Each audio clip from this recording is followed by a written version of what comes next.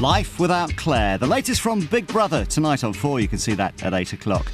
Now, for though Johnny's back in the other house, having a big breakfast.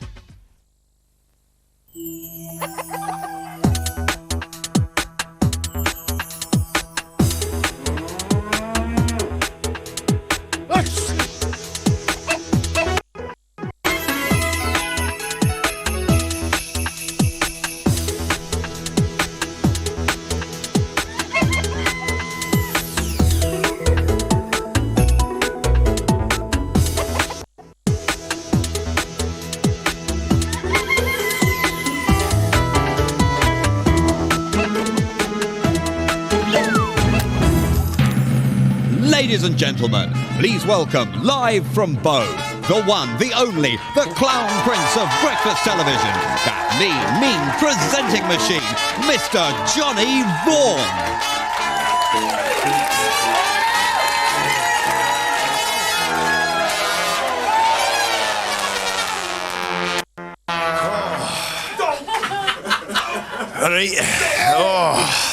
Morning, welcome to the Big Breakfast. It's Monday the 4th of September. This is Lisa Rogers. Hey. Smashing. I'm Johnny Vaughan, I'm back. Hello there. Oh. How's it all been going, Lisa? Yeah, fine, thanks, Johnny. So did you get up too much during your break? No, not really, just put my feet up for a bit, you know. Where's me? Just put my feet up, you know, lounged about, loafed around the house. Yeah, I can see. Oh, brilliant. Do you know what, though, gang? The rest has really done me a bit of good. I'll tell you that now. Let's see what's coming up on the show, love. Come on. Yeah, let's do that. I'm raring to go. Where's me fags? Yeah, we've got plenty crammed into the show. You got a lot crammed in here, haven't you, love? So have you. Yes. Right, last week. What does it say? You'll have to do it. I can't read. All right. I had the pleasure last week of meeting Britain's loudest belcher. Well, when I say pleasure, I use that in the loosest possible sense of the term because it was quite revolting. At 7:10, we met a challenger to that illustrious title.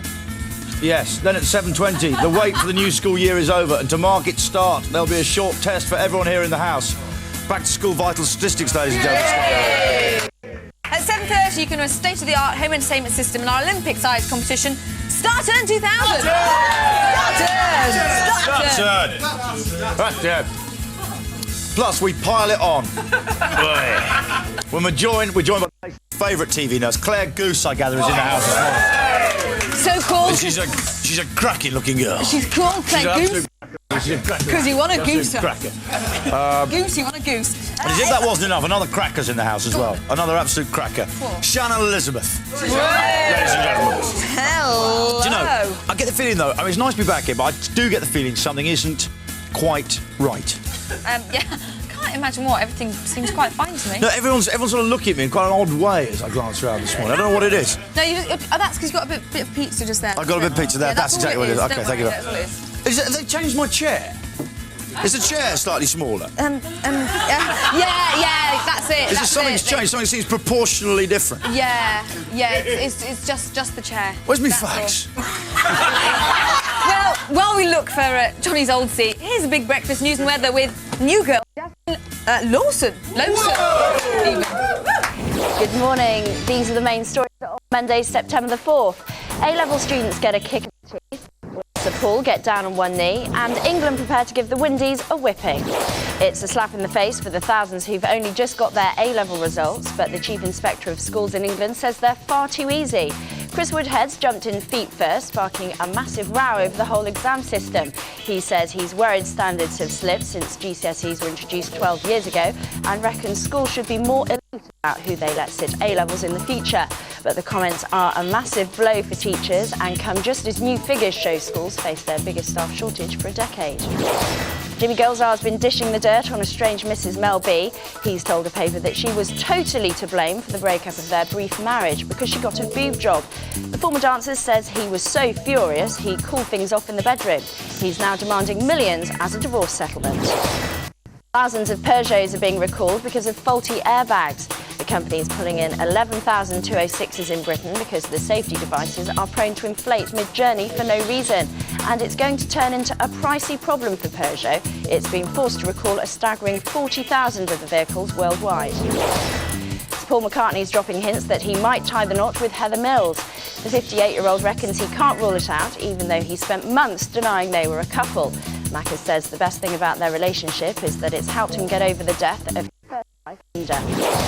Mika Häkkinen might be one sort of daredevil, but he's been watching another one in action.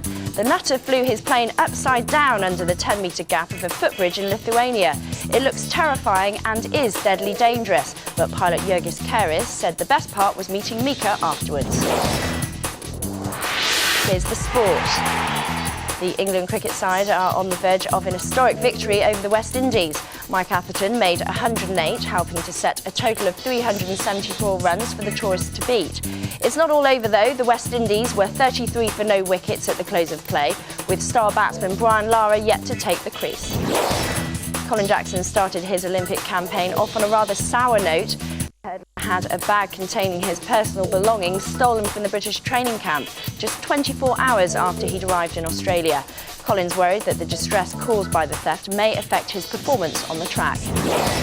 Here's the way the weather looks. Temperatures should range from 17 Celsius in Glasgow to 20 in London. A chilly start to the day, but clear blue skies and lashings of warm sunshine should warm things up nicely. A few harmless clouds will appear in northern regions after lunch, but the sunshine will prevail. Here's the 5-day forecast. Scotland and Northern Ireland can expect 2 more fine days, but rain and strong winds will follow. Northern and central regions will also enjoy a couple of good days' weather, but things will turn cooler from Thursday. And in the south, fine sunny weather for the whole week. Big Breakfast News. Back to Johnny and Lisa. It's 7:06. Thank you very much indeed, new newsreader. Thank you. Jasmine, how do you pronounce your surname properly? It's Lowson. Fantastic. I'll get it right from now on, I promise. Ms. Lowson, ladies and gentlemen. There we go. Oh, it all looks very new here this morning. It does, and lovely spongy carpet. When's this happened? When's the bulk of the... Over the weekend. It's all over this weekend? It wasn't like this last week. They knew you were coming back, so they made it all fresh and lovely for you. It looks quite good. I don't know, viewers, you can have a look down there. There's a sort of new area down there which wasn't there before. Brand new, there's a bar there. That's like a guest waiting area. There's no door there now at the back in the left-hand corner. That's very interesting, isn't it? Very interesting indeed. So how have you been, anyway? Not too bad. I've had quite a good month. Including, I was filming this thing, a comedy I wrote, and Ben's parents are in it. No. Yeah, imagine my alarm when I'm sitting next to these, there's these two people at a table. I think they seem vaguely familiar. And they sort of, and one of them, well, the male one, when he smiled, looked just like Benny, and it turns out it's Ben's mum and dad. No. Did they comment about this, Ben? They did. They said you said a few things about me. What did they say I said about you? Like I smoked a lot and drunk a lot and all that sort of thing. To be fair, Benny, I also said you took a lot of drugs. That's right. Did that get back to you when I said that? Oh, no. Oh, you landed him, that was good. That was quite good. And what else did I do? I got ignored by Richie Benno. No. Yeah. No. Do you remember Richie Benno came down to the show? About, I don't know, a few months ago. Richie Benno came down to this very show. I went along as a guest of Channel 4 to the test on Friday.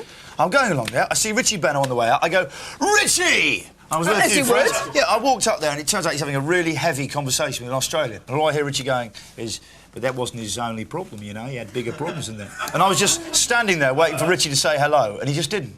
No. I'm just standing, and I can just hear all my pals like, really chuckling in the background. No, so what were you forced to do? And I'll tell you what I was forced to do. I was standing there. You stand up. I say you're Richie and you're the other Australian. Yeah? OK. So I'm standing there, just really difficultly, like, and I'm really giving it large on the way over. I really came over like, Richie! And I was really drunk in sunglasses. And I'm standing there, and he ignored me, and then his mate went like this to me. Gestured me to go away, like that, go away. Yeah. And so I actually, the only time in my life I've ever done it, I actually went like this. Like that. I actually had to back away. It was the most and I haven't really looked at I've had loads of calls. Every single message I'm answering at the moment is, hi, Richie! Really annoying thing. And what about the state of your health? Because you were moaning a little bit. Yeah, no, I've really hurt my back. Put my back out getting a pram out of the car yesterday. A real dad-related injury, so I've got bad backache today. Nasty pram incident. I'm afraid. Have you got a good back specialist? No, have you? Oh, I've only had a bad back once. I went to see a man called Gary Trainer. Is he good? Oh, he's fantastic. Sorted me out, no problem. Yeah, I should give you his number. See, I don't often get bad backs, so small people don't often get bad backs. There's not much back. Yeah, small bags. Small bags. Small bags, not a lot to go wrong. Not a lot to go wrong, but only once it did. Go and see him, I'll give you his number. OK, because it is slightly hurting. I thought I had pleurisy and then I woke up really panicked. I really did. That's bad. Don't you do that, though? It's always pleurisy, cancer. Always, no matter what it is. Yeah. Liver failure. So that kind of sums up. I went to a lot of weddings, including a good wedding on Friday to Mike Cunliffe, one of the lads who works down here. It was Mike's wedding. It was only our producer today, Benny, that... well, I'm not going to go there. But good performance, Benny. But it was, it was a cracking wedding, really good wedding. So congratulations. I went to a wedding on Saturday, which is some friends of my wife's. And I was on a bit of a friend crisis, unfortunately. You ever go to a wedding? You don't know anyone. And it was really bad. I ended up drinking with the caterers in a van. Oh, I bet the caterers like that, though. I was drinking. Yeah, I was. Drinking pudding wine with the caterers. Cooking sherry. Oh, lovely sherry, this. Yeah. Anyway, listen, we're going to press on with the show this morning. OK, well, not made up your mind what to watch on telly tonight. Why not take the advice of a visitor to Blighty? Is this a new regular feature? Is this a new regular feature? It's kind of taking over from Route to Midnight. It's got a new version, and it's God, how we'll miss the Route to Midnight. Japanese eye But luckily, you'll almost recognise it in Japanese eye view. So what did Ben get up to?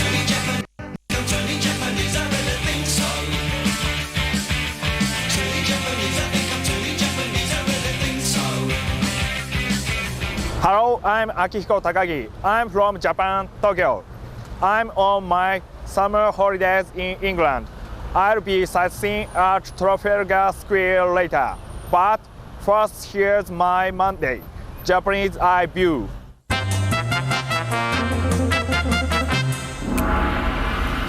Very good, but not as good as Friends on Channel 4 at 6. So guess who's coming to Thanksgiving dinner? Sidney Poitier? I miss Rachel. No, my parents. Oh, that's great. They haven't seen the place since I moved in. Yeah, and you know, if you could not mention to them that we live together, that would be great. I was thinking we'd eat around 4. Why can't I tell them that we live together? Because they don't know we're dating. Do you think we should eat in the kitchen? Why haven't you told them? Well, I was going to. I really was. But then somewhere, just out of nowhere, I didn't. At 8 on BBC One, it's ended. Excuse please, which way to raw food? Not yet. She's not quite ready. Hey? Come on, just about there. You want to show me up tonight? Look all right then. Yeah. Shame you've spoken for. Nice dress. You going out as well then? Yeah, better not. We're just looking after the kids tonight.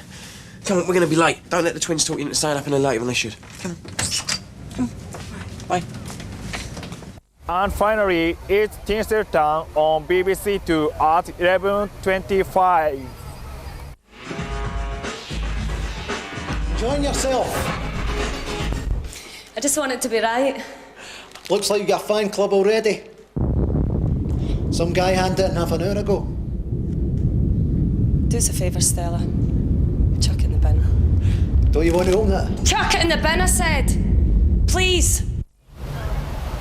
I'm Akihiko Takagi from Tokyo in Japan. And that was my Japanese eye view.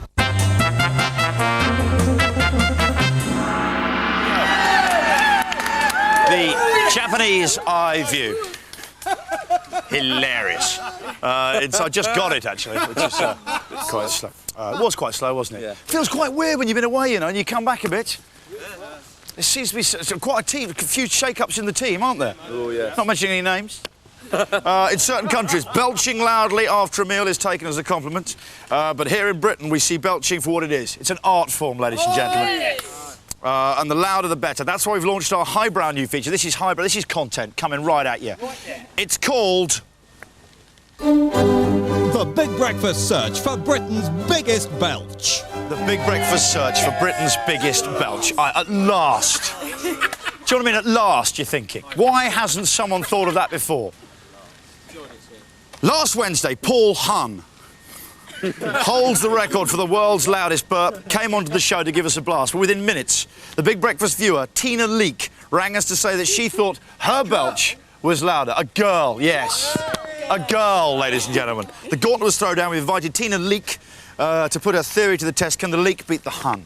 What do you think? You feeling confident this morning? I hope so, yes. I just hope it doesn't get stuck. Hope it doesn't get stuck. Yes. You've been a bit of stage fright might affect you this It morning. could Are you do, feeling on form? I am, yes. I've been practising. When did you first kind of realise you have an awesome belch? Well, when I was a teenager, really, and it just naturally happened. Were you like a changing room hero? Something like that, yes. I bet you were. Woke up one morning, I could do it. I mean, can you do things like the whole alphabet in belch? Or is it just volume? Is it just volume and? It's just pure gusto, definitely. Pure I always gusto. think a good belch, it should be like Beelzebub has laughed. It should be like Satan giggling. Anyway, can you burp just on command? I can, yes, definitely. But is there anything that really helps you? A little bit of a fizzy drink will help. The definitely. fizzy drink. OK, now we've got one of my old enemies, adversaries, a man I love to absolutely loathe. Sid Jervis, here he is.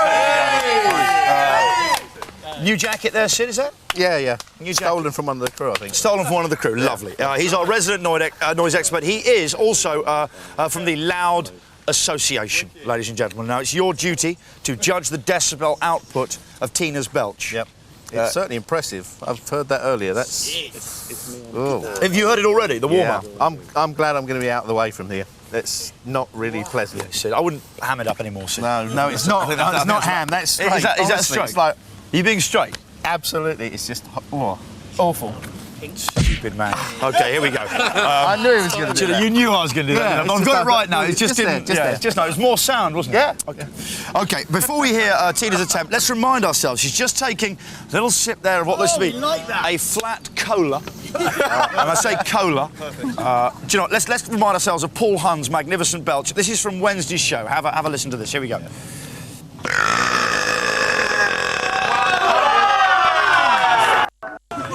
That was wow. OK, it's a pretty mammoth burp. Sid, how many decibels did Paul reach? I think it was 129 last week. 129. Yeah, there's some other digits in there about that. Yeah. And how loud were the Britain's loudest car stereos?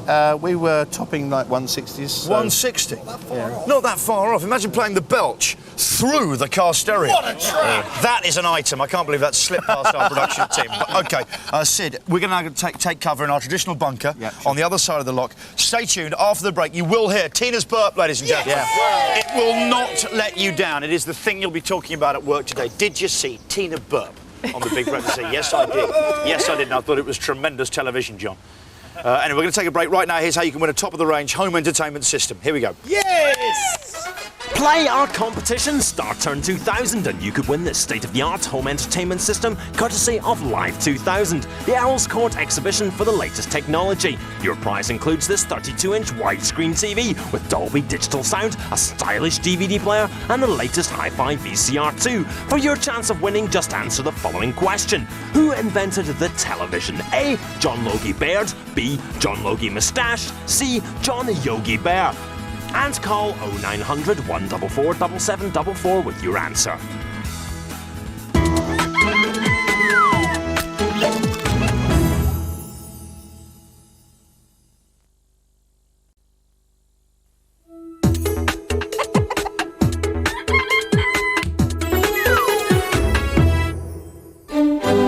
The Big Breakfast search for Britain's biggest belch.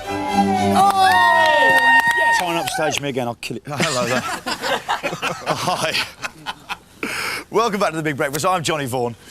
And before the break, we met Tina Leake, ladies and gentlemen, who reckons she can beat the world record for the world's loudest ever belch.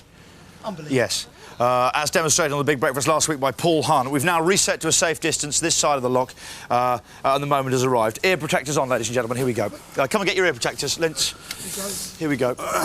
OK, we all protected. There we go. Are you protected? Did you wear a sheath? OK, here we go. Are you ready, far lock side? Yes, ready. Tina, are you ready? Raise your hand, please.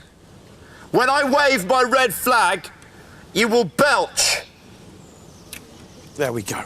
Come on, Tony. You ready? Do it. Get down, Sid. Get down behind the bales.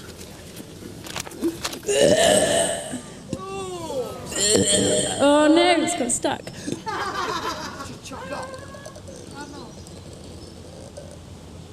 The tension is... Oh, no, the tension's unbelievable. The tension's... Do we get a good loud belch there? Oh, no, this is not it. I think the ear protectors are a little bit... Take the ear protectors. OK, no, we're good. The meter, I gather, is faulty. Those of you who've tuned back in for this moment will realise this is one of the most extraordinary... We've brought you many letdowns in my time. I like to think this ranks. Tina, have you got it? Sorry. No. Tina, do you think you can find that winning belch? I hope so. Come on, Tina! Go then! Sid, what is wrong with the meter? It's the meter that's let us down. No, it's Tina. It's Tina. Is it Tina? Yeah. No, it's nerves. Oh, she's going to... Oh. It just says... I gather it just says UMD, Sid. What does that mean? That's under. She's not getting it louder than 114 dBs yet. She's not getting it louder than 114 dBs. That's better. How did she do that? It was amazing. That's much more impressive. Well, there we go. I'm afraid a big disappointment, ladies and gentlemen. And what I'm going to try and do, the newspaper's quite sketchy this morning. I'm going to try and bring Tina in between the headlines and the main items, or maybe just before the pun down. That'd be cheeky. Unlucky, Tina. Unlucky. I recommend to you Panda Cola. Panda Cola. Stick to the brand you know best. Panda Cola. OK, if you can belch at all, give us a call. What does everyone keep pointing at? Why are you pointing at my shoes? Oh, you're pointing at the board. Sorry. Hey. Oh, the board. I thought everyone was just suddenly pointing at my shoes. I thought it was a new thing that happens at the end of items. You want me to do this for you? Yeah, there we go. No, behind it, Sid. Lockkeeper's cottages. No. Just hold it there, Sid. OK, there we go. Do you know what? We're going to take a break now. Back in a couple of seconds. We're now going to say good morning, I think, to Richard Bacon, brother of the famous Kevin Bacon. Here he is. Richie, you there, mate? Yeah, I'm here. Thanks very much. How are you, Richie? Hello. Yeah, very well indeed. Very bright and sparky and happy. I've missed you, Rich, while I've been away. I hope that feeling's been mutual. Certainly has. It's been a difficult month, but somehow I've got through it. But undoubtedly I've missed you. Do you know what? I've seen some of your stuff while I was away. The one where you were rolling around Britain. And I've got to tell you, that should be available in the shops at Christmas. Yes. But wasn't it fantastic? He's a legend. It was some of the best telly I've ever seen on The Big Breakfast. I saw that in the first week when I was on holiday, Rich. I thought you did such a good job. Very, very charming indeed. Especially the chap who'd never been in a Rolls Royce in his life. Oh. And he said, I would love, Richard, just to drive around in a Rolls Royce. And you said, well, you can fit in it for 30 seconds. I thought you'd a man. Ladies and gentlemen, well, I'm going to throw the ball to Richie. He's going to run with it and entertain you in his own inimitable style. Here's Richard Bacon. Thanks very much. I'll just catch that ball. Thank you. Yeah, live this morning in Maidenhead and reacting to a story, the story that Anthea Turner decided to flog her big day to a downmarket glossy magazine. There's the magazine. There's Grant and Anthea. Not only did they flog their wedding to a downmarket glossy, but they decided at the same time to endorse a chocolate bar. Have a look inside. Here's some of the photos. Will you take me inside, please? There is Anthea with chocolate bar in mouth in a delightful pose. And over here as well, not only did she endorse a chocolate bar, but also some of the other celebrities at the wedding did the same as well. There, one Alvin Stardust. And just go back a couple of pages, and I think you'll find here some of my former colleagues from Blue Peter. Anthea herself, of course, is also a former Blue Peter presenter, and let me take this opportunity to assure you that I would never bring such shame on the programme. Well, this morning, what we decided to do is that was clearly a successful stunt for the manufacturer, so we're going to see, using some local firms, here's some bosses of local firms, whether or not plugs using local people on television can be as effective. We're going to knock on some doors here, there's some houses, get some people out and get them to stand with some of your products. That's right, isn't it? Am I right? Yes. Yes, so just a nod would have been nice. Oh, yes. Thank you. All right, so later on we'll be finding out whether or not ordinary people are willing to sell their souls. That's a come. For now, back to the house. Really? Yeah, I have. It's abnormally small. Thank you very much indeed, Richard Bacon. Richie! Richie, I tell you what might be a lot of fun, Richie. Do you want to hang around for the vital statistics? Yeah. To face the chat, I'd love to. Or have you got to prepare an item and this is the time when you have to go off and do things? Or are you now free for a few minutes? I don't want to distract you from your work. No, don't worry. I've been doing it 2 years. I can just wing it. I'll Here's the attitude. Richard Bacon, ladies and gentlemen. Of course you can. Of course you can. What's the... I was unfortunately walking between items there, but what are you dealing with this morning on your outside broadcast? Well, a story that I suspect you'll be very keen on is this one. Anthea Turner and her wedding, which was endorsed by Chocolate Bar.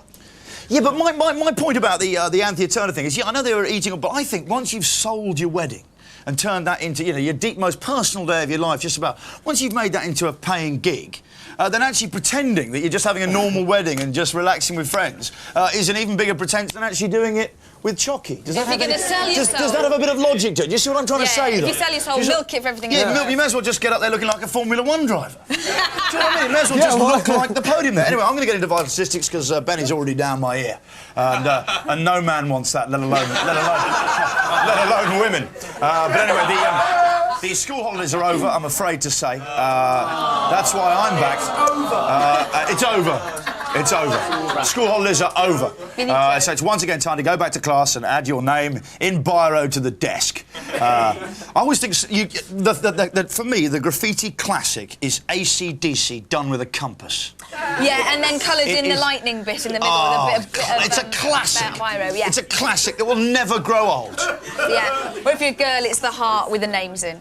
Yes. The AC/DC is like the school boy and the heart with the names in the school girl. Yeah. The good thing about AC/DC, you can do it without doing any curves. You can do a C on the sharp things. You know what I mean.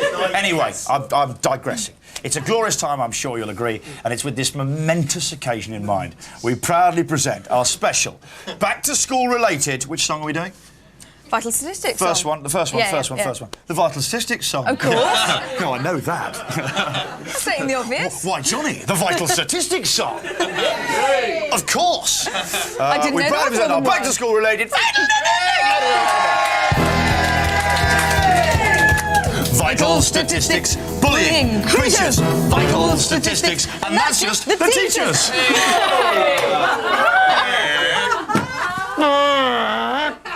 Okay. In fact, I think we've got someone who can probably do us up. Please, on the trombone. Is there a more lowbrow instrument? Well, let's find out.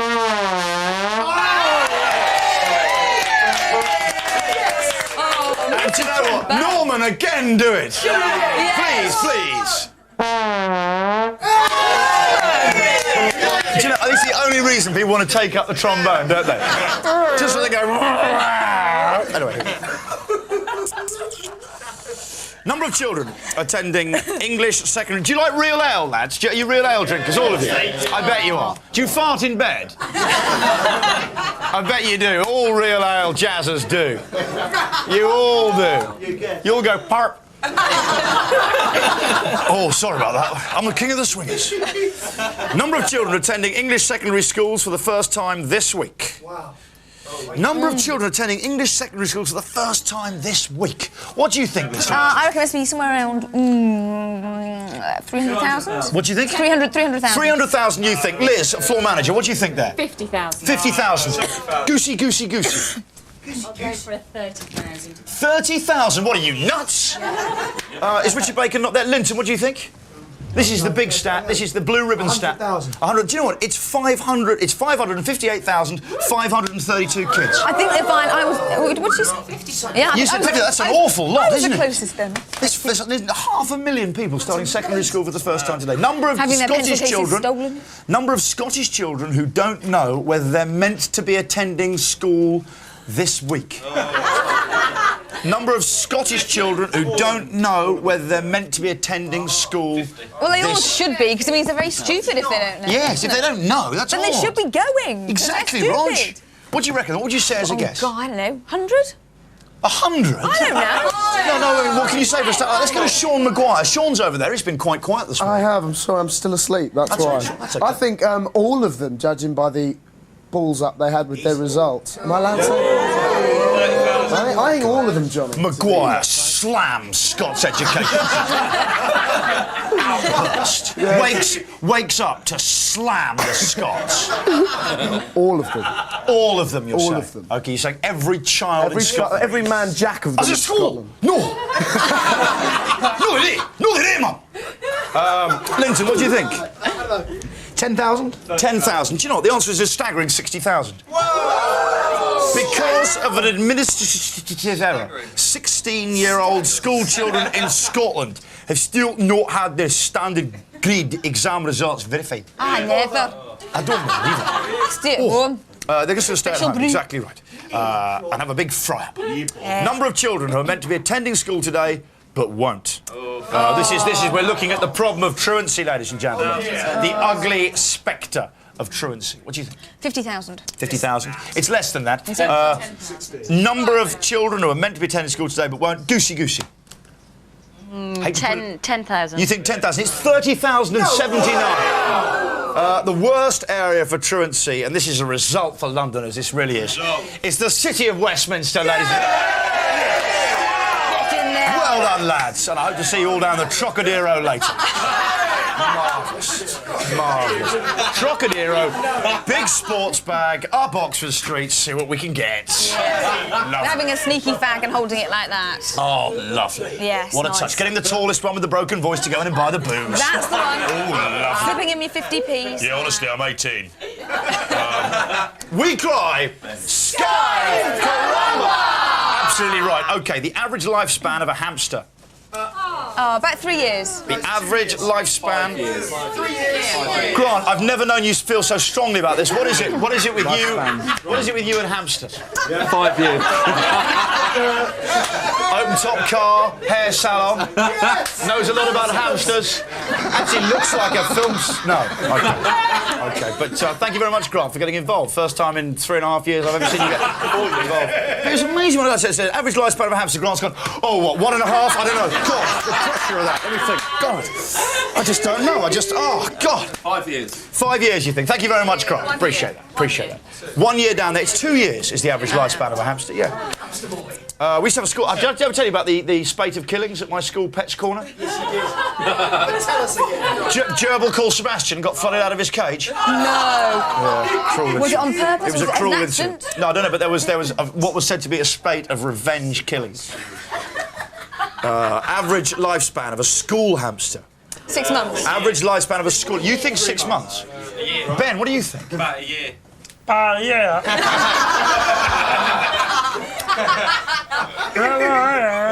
Average lifespan of a school, no, it's much longer. Would you believe it's 7.5 years? They live for longer because of more care. No. Yeah. That's extraordinary. No, do you know why? It's because apparently they get replaced. That's right. They get replaced. Yeah, the old ones get flushed down the toilet. Yeah, they do. The classic naval burial. It's a classic, isn't it? Bye, hamster. 3 ways to bury a pet. Naval style, down the loo. In the garden, army style. Air Force style, moving car. Off you go. It's a classic. We cry!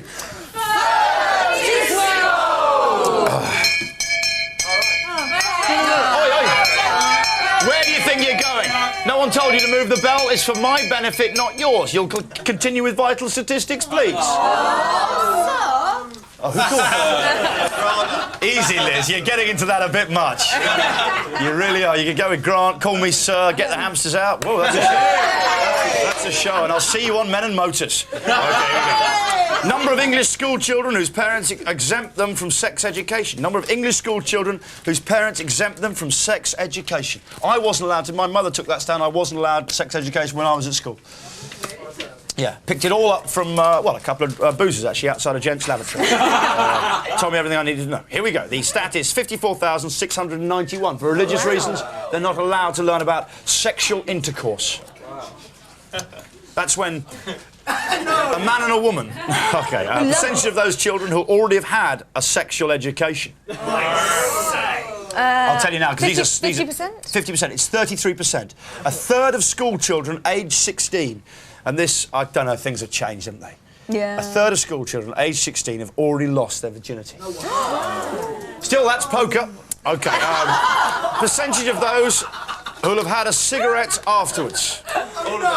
Percentage of those who have 70%. Percentage of those who'll have had a cigarette afterwards. 84% says Linton. Very high you got in there, Liz. Let's ask the sturdy girl. Sturdy, how old were you when you first had a cigarette? No, when you first ever had a cigarette? When you first had a drag of a cigarette? A cigarette? Yeah. What do you think? What do you think I meant? I wasn't going to ask you that, Sturt. Marvellous. I know you're not a smoker, but you must don't have... smoke. No, never. You've never ever smoked? You've never even had a drag? All right, we're about 17. About 7... Oh, sturdy girl, ladies and gentlemen. Probably had a little bit too much of the punch at a pony club bash. And suddenly... Anyway, the percentage of those who had a cigarette afterwards is just staggering 19%. 19% of 84% of virgins smoke. Fact. We cry, fag you people! And that's the end of today's back-to-school-related vital statistics. There we go. Hey! Oh, lovely. Coming up after the break, the competition that keeps you dizzy. It's Star Turn 2000. Star Turn. Don't say Star Turn. Say Star Turn. No, got to Star Turn and then Star Turn. 2000. 2000. Olympic special. Sorry, Star Turn 2000. Olympic special. Olympic special. But now it's time for the news and weather. This is the Big Breakfast. Good morning. These are the main stories on Monday, September the 4th. A-levels get slammed by the education big cheese. Forget the Mexican wave, try a Chinese one. And it's cry checkmate for Tim Henman. A storm's brewing this morning over A-level results. With thousands of students still celebrating their grades, the Chief Inspector of Schools in England has slapped them all down. Chris Woodhead says standards are slipping and exams are getting easier, and he reckons that could be blamed on the introduction of GCSEs 12 years ago. His comments are bound to spark a huge debate, and it's not just pupils he's upsetting. Teaching unions and government ministers are likely to be furious. The head teacher, who's just had her conviction for slapping a pupil overturned on appeal, has been suspended from her job for another month. The judge at Cardiff Crown Court told Marjorie Evans on Friday that her reputation was fully restored, but now her job is back on hold while police investigate separate claims about her primary school in Wales. 30 people have been swept out to sea as they celebrated China's famous Tide Festival. This incredible wave comes ashore every year on the Kuantan River. Hundreds of tourists turned up to watch, but some got just too close to the action. Amazingly, no one was killed. Rolling Stone Mick Jagger is certainly rolling in cash. He's begged a court in the States to give him more time to work out his wealth, thought to be $300 million. He needs an exact figure to agree a financial settlement with Luciana Murad, the mother of his baby. Mick was given a few weeks to count the pennies, but he reckons it's just not enough time. Here's the sport. The FA is preparing for a full-blooded London derby after England's supposed friendly with France. Arsenal and England man Martin Keown had a bust-up both on and off the pitch with the Blues' Desailly. Tony Adams also fell foul at the feet of Desailly, whilst Dennis Wise was injured after a clash with Robert Pires. Tim Henman has been licking his wounds after being dumped out of the US Open. Richard Krajicek took 5 sets and 3.5 hours to dispatch the Englishman. After the match, Tim said that he thought the British public doubted his mental toughness and vowed to prove them all wrong. Here's the way the weather looks. Temperatures should range from 17 Celsius in Glasgow to 20 in London. A chilly start to the day, but clear blue skies and lashings of warm sunshine should warm things up nicely. A few harmless clouds will appear in northern regions after lunch, but the sunshine will prevail. Big Breakfast News, it's 7:38. Now back to Johnny and Lisa. Thank you very much indeed. Do you know what? A gorgeous newsreader just gave us the news there. It is a bit of a babe fest on the show this morning. Not only have we got Lisa Rogers, we've got Claire Goose and Shannon Elizabeth popping by the house. Ladies and gentlemen, she's been in Playboy. Listen, all that's still to come. There's one more, well, he's sort of a male babe, really. Sean Maguire, ladies and gentlemen. Sean, you've woken up this morning very posh. Yeah, I am feeling posh, but I'm also wondering if I'll ever come to this house and leave with a shred of dignity. I doubt it. I don't think I doubt will. it very much. No one does. I never do. Do you know what? We're going to take a break now. Back in a couple of seconds. Then Sean will be playing Stature 2000. How about it?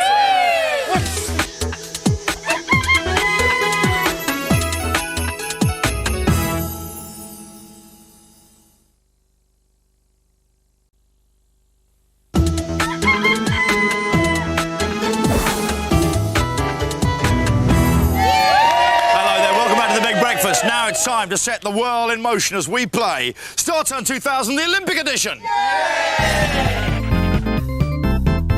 Star Turn 2000. Star Turn Yes, indeed. No, we're not. It's not just normal. We are playing. Well, it is a game of Star Turn. Star Turn. 2000. Olympic edition. Exactly right. I'll go through that again because we've managed to get another week out of this competition on the strength of the Olympics by adding the words Olympic edition, by adding those 5 rings of peace onto our wheel. Suddenly, you wouldn't even recognise the old girl, would you? So we're playing Star Turn. Star Turn. 2000. Olympic. Catchier. So let's meet today's celebrity who's about to be done to a turd. It is teen heartthrob, Sean Maguire, ladies and gentlemen. Star Turn.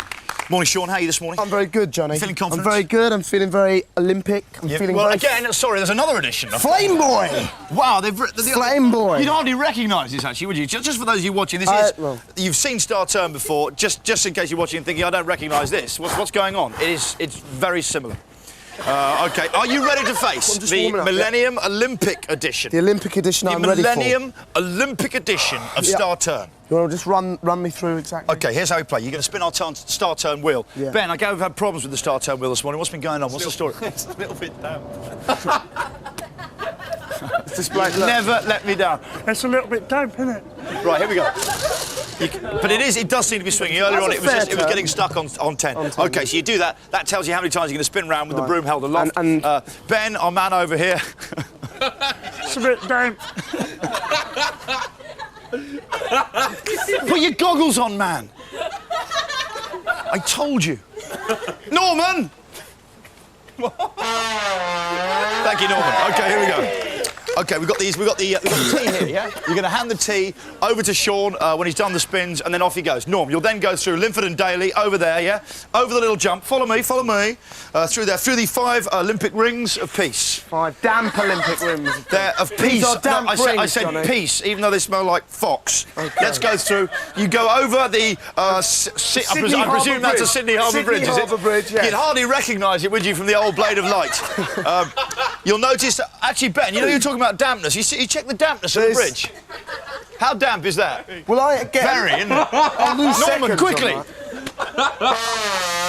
Norman will do that when you get to the bridge, in case you're disorientated, and you'll know you're at the bridge. So, Norman, when you see him get to the bridge, play that, yeah? Robin, yes. When you see him get to the Rings of Peace, play your clarinet. Right. Trumpet on the 2000, please, OK? And I don't know what that is, but do it anyway when he reaches the end. That is a classic instrument for the beardy man, isn't it? Beard, real ale. What is it called? Sousaphone. A sousaphone.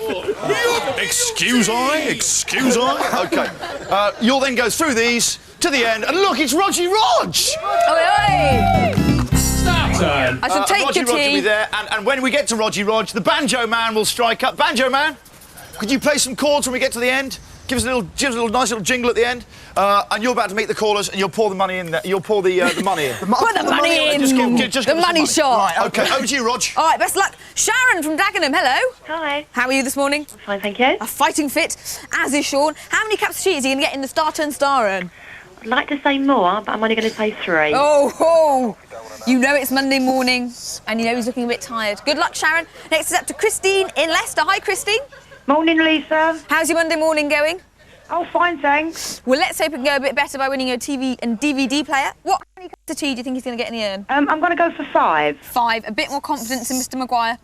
Very best of luck. And finally, Ray from Northampton. Hello, Ray. Good morning. We've had 3, we've had 5. How many cups of tea do you think Sean's going to get in the urn? I think about 8. Think about 8. You can think seeing his Olympic abilities are going to get him going. All right, I shall stick 8 in there for you, Ray. Best of luck, all 3. It's over to Johnny and Sean for Star Turn 2000 Olympic edition. Thank you very much indeed. We'll be back. Yeah. It is Star Turn. Star Turn. No, you got it wrong, didn't you? I go Star Turn, then you go Star Turn, I go 2000, then you go Olympic edition. Let's do it properly, like we rehearsed it at 5 o'clock this morning. You weren't there at 5. Star Turn. Star Turn. 2000. OK, let's spin it. Here we go. And there's a jingle at the end. Norman, now! Yes! This is what I call a show. OK, here we go. Are we ready to spin this? Yeah. Sean, Are you going to spin it or am I? No, you're going to spin it. Right, OK. Spin it, Sean. No. 9, that's good enough, I'll give you that. OK, here we go. Okay. If it had been 7, that'd have been no. Are you ready with those, Benny? Is this... Easy, man. I've told your parents about your problem. That's now out in the open. OK, Sean, I'll just give you some advice. Yes. It is a lot better if you look up directly at the top, yeah? At the bristles, and will you count my... I'm going to count you every time you pass me. You start here, we'll give you 1 turn to start off with, just to get you going. Right, OK. And then we'll start counting on your 2nd or 3rd spin. OK. OK, there we go. You're in the right space there. All right, OK. It's not a good shoe, that. It looks like a shiny slip-on. It is. I've not gone for safety, have No, I? you haven't. Your hands are shaking nicely, though. Here we go. I'm worried. Look up, look up. Right, OK. OK, and let's go. Right. 1. 2. Stop! I'm losing my safety gear! My safety gear is down! Johnny, up high. More than 4. Stop! 2,000. Okay. Look up. 9. OK, now give him the tea. Ben! Quick, give him the tea. Right. Go, go. Go, go. Go, go, Sean. Through the hoops. Over the thing. Oh, good music. Round here. Oh, through the O's. Good balance, Sean. And all together, please. Thank you very much to the band. Splendid effort. How many cups of tea have we got here? I think that was pretty good. There's quite a lot here, actually, Rog. I'll give you a hand there. I'm very impressed. Very impressive indeed, Roger Rog. There we go.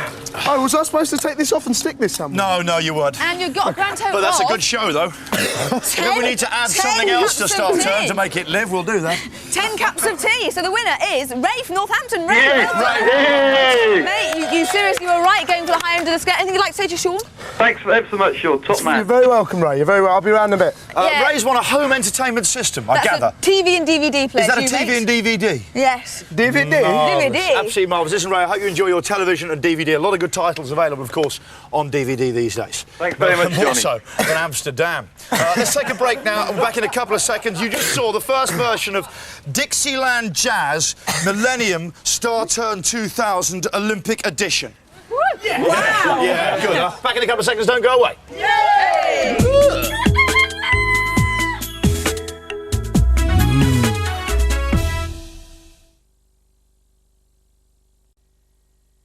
This week on Driven. Let's make your mind up time. Our 3 cars are really family runarounds with a wild side. To see just how wild, we've brought them to Silverstone to put them through the ultimate test of performance and handling.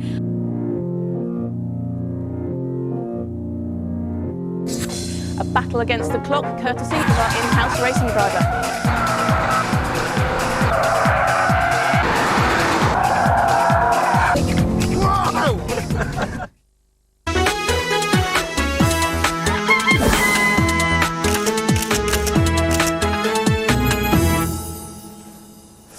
Hello, welcome back to Big Breakfast. It's Monday the 4th of September. You're looking at me live today in Maidenhead. And here's a reminder of what I'm doing, a quick reminder. There, a headline from last week's Sun. Sickner, the headline, just highlight it with the pen, thank you.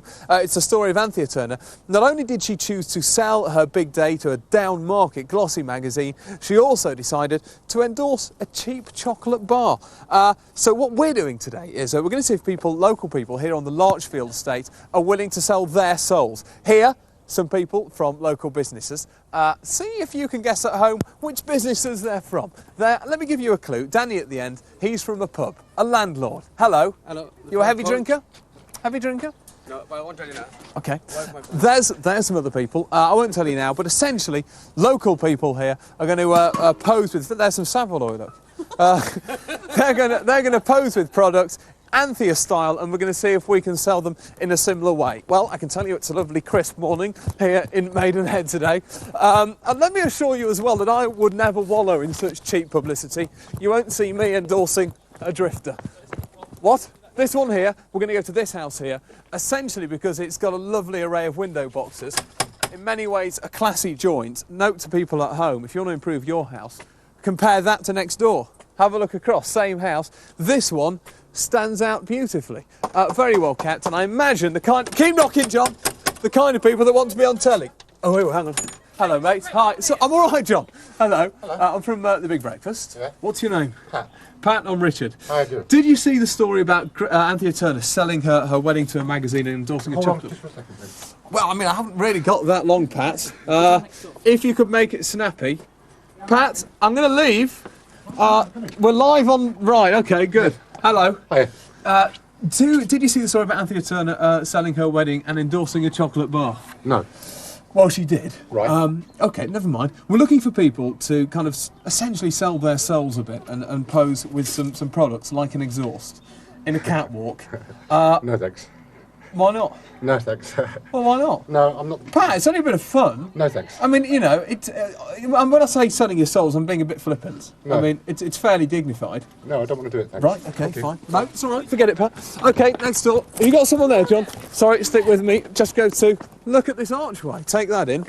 Worth seeing on national television. Hello. Hello. Hello. All right. All right, I'm Richard from The Big Breakfast. Hello. But why don't you both come to the door? I imagine you've both just got out of bed. Don't hide. No, look, don't hide. Don't hide. There's no point hiding. We'd like to see you. Did you see the story about Anthea Turner selling her wedding and endorsing a chocolate bar? No.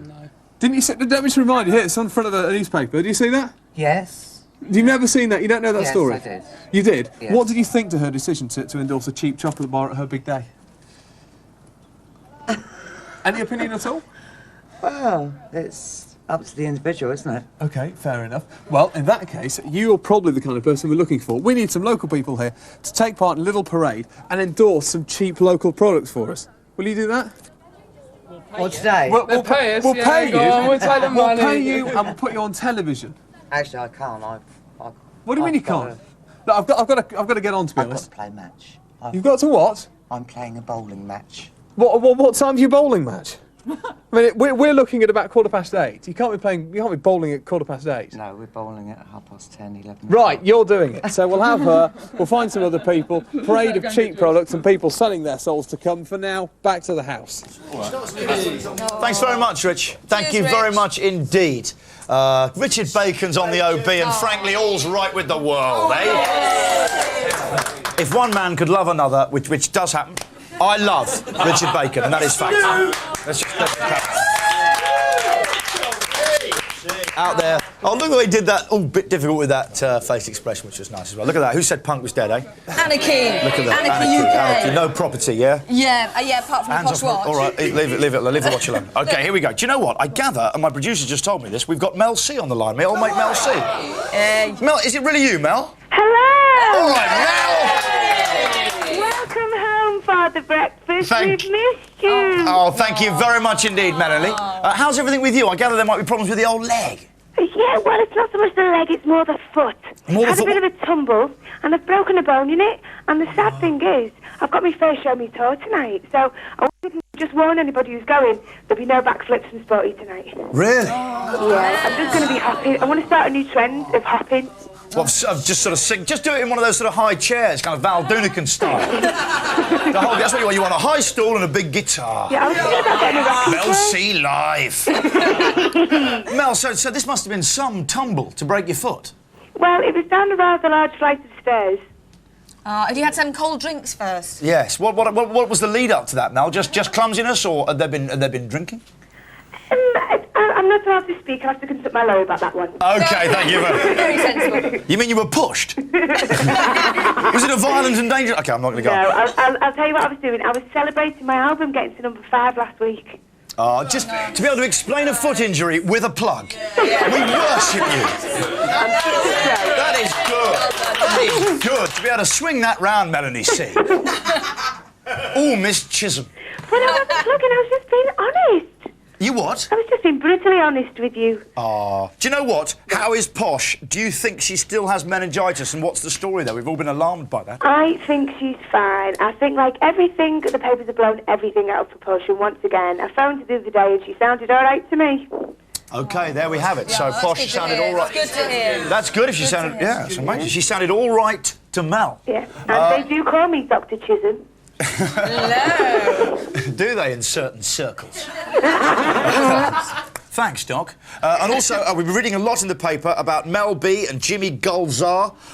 Should we talk to you about that, or will you not comment? All I would like to say is that people should consider that there's a child involved. Well, that's what I think as well. It's true. Yeah, it's all very well people warring it in the papers, but there's a nipper. There is a nipper. What about the nipper when he looks through the cuttings and reads all this Or from she his even. past? She, sorry. Yeah, Phoenix. Yeah. No, I meant Jimmy when he reads it. When I say the nipper, I mean Jimmy Gulzer.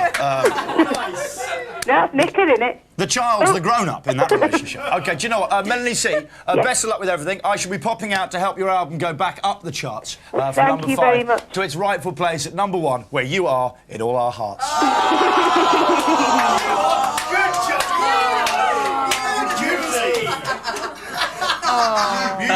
Melanie Chisholm. See you later, mate. See you later, mate. Take it easy. Take it easy. Goodbye.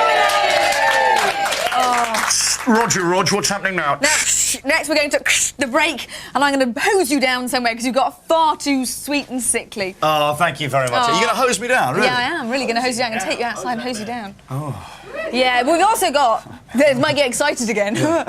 Just do Claire that. Goose is in the house. You got some cappuccino. Oh, just that. No, I just like seeing you do it. It's just visually spectacular. Go on, you're about to say Claire Goose is over there.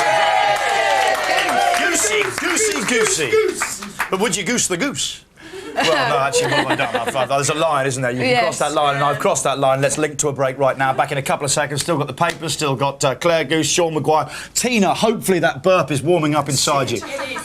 Is it? Yes, I have. Because I've got to tell you, it's one of the big letdowns Thanks of a my lot, return. Johnny. But I Thanks a hope you lot. can search for the hero inside yourself and share that with the world. I hope so too. And let's hope it doesn't attached. Else that can be very unpleasant. Breakfast television indeed. Back in a couple of seconds. Do not go away.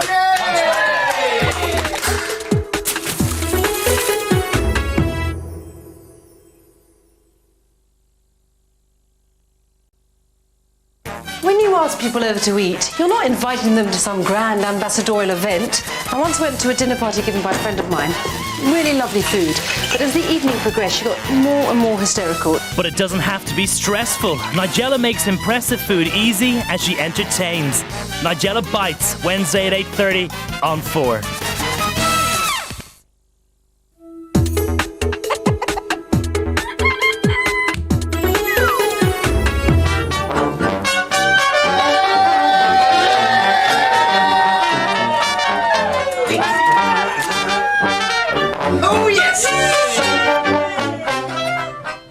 Thank you very much indeed. Norman, please. Marvellous. Oh, fantastic. The most very high brow indeed. Thank you very much. Welcome back to the Big Breakfast on Monday, the 4th of September. I'm Johnny Vaughan. This is, of course... Lisa Rogers. Hello, Lisa. Hello, Johnny. You're right this morning. Morning. I'm very well. How are you? Did you have a good weekend, incidentally? I did have a very good weekend, yes. It was lovely, thank you very much. Is that why Lizzie's going like that? It is. Liz's going like that because she wants me to go. Still to come today, we've got Claire Goose, we've got Shannon Elizabeth, but now it's time for the Big Breakfast News and Weather. So you don't get... With Jasmine Lowson. Here she is. Good morning. These are the main stories on Monday, September the 4th. A-levels get B-listed by Education Top Cat. It might be good to talk, but it's great to gas. And Maloney is frank over Lennox fallout. It's a slap in the face for the thousands who've only just got their A-level results, but the Chief Inspector of Schools in England says they're far too easy. Chris Woodhead's jumped in feet first, sparking a massive row over the whole exam system. He says he's worried standards have slipped since GCSEs were introduced 12 years ago and reckons schools should be more elite about who they let sit A-levels in the future. But the comments are a massive blow for teachers and come just as new figures show schools face their biggest staff shortage for a decade. Jimmy Golzar's been dishing the dirt on a strange Mrs Mel B. He's told a paper that she was totally to blame for the breakup of their brief marriage because she got a boob job. The former dancer says he was so furious he cooled things off in the bedroom. He's now demanding millions as a divorce settlement. There's been another terrifying fairground accident, this time in Australia. 37 people were injured, 4 seriously, when a fairground ride collapsed at the Royal Adelaide Show. The Spin Dragon ride crashed 30 feet to the ground after literally falling apart mid-air. Investigators say it had a loose bolt. You'll soon be able to gas on the phone in more ways than one. British Gas is setting up its own telecom company and says it'll be big enough to rival BT.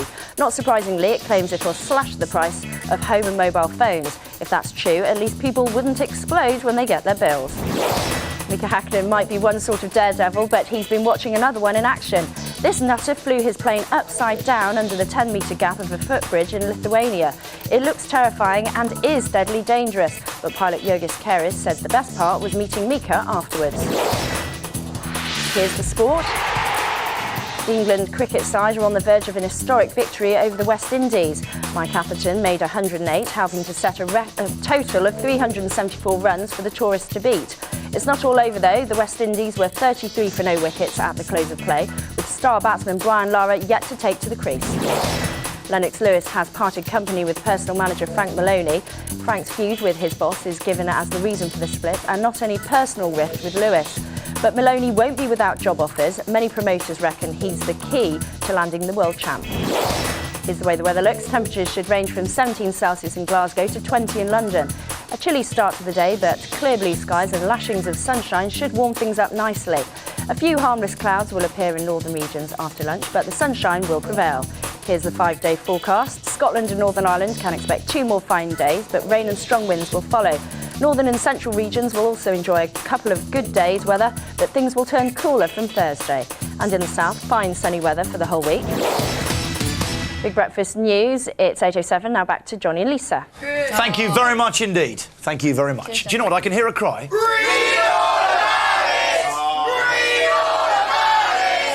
Do you know, hearing that, it's like putting on a... Yes. Yeah. A brand new sheath. Do you know, I don't know what, I've just found that word amusing over the weekend. Make sure you wear a sheath, son. OK, here we go. I can look at the sun. Claire Goose is holding the sun. Goosey. Mel, sex and me. That's right. I know. It's Jimmy Gulzar who explains why he refused to have sex with Spice Girl Mel B for the first 3 months of their marriage because she had her breasts enlarged against his wishes. Against his wishes. There's not a lot I can add to that, but apparently he was really wound up about it. Jimmy doesn't like that. Because Jimmy doesn't go that way. Are you saying that Jimmy doesn't like breasts? I don't know, but he just objected the breast implants. Any of the fellas here particularly object to if their partner got their breasts enlarged? Is it against? Would it be against every principle in your body? Every single principle. Sturdy. I know. Let's go to the star. This is Liam's Mall Saint. Move around, please, Grant. This is and Shannon Elizabeth is holding the star.